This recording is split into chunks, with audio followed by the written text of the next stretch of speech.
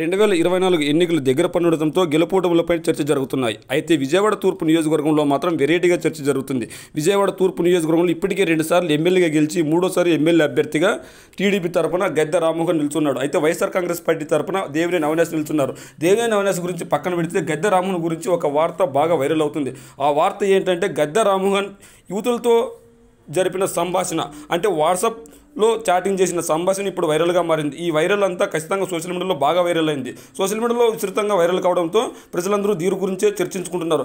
అది ఏంటంటే యువతులతో రాశిలు గురించి ఆయన మాట్లాడినట్లు చాటింగ్ చేసినట్లు బాగా వైరల్ అయింది. అయితే సోషల్ మీడియాలో ఇలా జరగడంతో ఖచ్చితంగా గెలుపోవడంపై ప్రభావం ఉంటుందని చెప్పేసి టీడీపీ నేతలు, జనసేన నేతలు, బీజేపీ నేతలు తలలో పట్టుకుంటున్నారు. మరి ఏదేమైనప్పటికీ ఇలా జరగడం ఎంతవరకు కరెక్ట్ అని కూడా ప్రజలు ప్రశ్నిస్తున్నారు గద్దె రామ్మోహన్ గారిని. మరి ఆయన ఈ వయసులో ఇలా చేయడం ఏంటని కూడా ప్రశ్నిస్తున్నారు. మరి గద్దె రామ్మోహన్ చాటింగ్ చేయడాన్ని మరి గద్దె రామ్మోహన్ ఇదంతా చేశాడా లేదని కూడా వాళ్ళు సెల్ఫ్ డిఫెన్స్ చేసుకుంటారు. కానీ గద్దె రామ్మోహన్ ఈ చాటింగ్లో ఎంతవరకు భాగస్వామ్యం అయ్యాడు, మరి గద్దె రామ్మోహన్ ఈ సోషల్ మీడియా ప్రచారాన్ని ఎలా చూస్తాడు అనేది కూడా చూడాలి. మరి ఎవరికైనా ఎప్పుడైనా పోలీసులకు ఫిర్యాదు చేశాడా లేదా, మరి ఫిర్యాదు చేస్తే ఏమని ఫిర్యాదు చేస్తాడు, ఏ సెక్షన్ల కింద కేసులు పెడతారని కూడా మనం చూడాలి. మరి ఏదేమైనప్పటికీ గద్దె రామ్మోహన్ గురించి ఇలాంటి వార్త రావడాన్ని మీరు ఎలా చూస్తారో మీ కామెంట్ రూమ్లో తెలియజేయండి.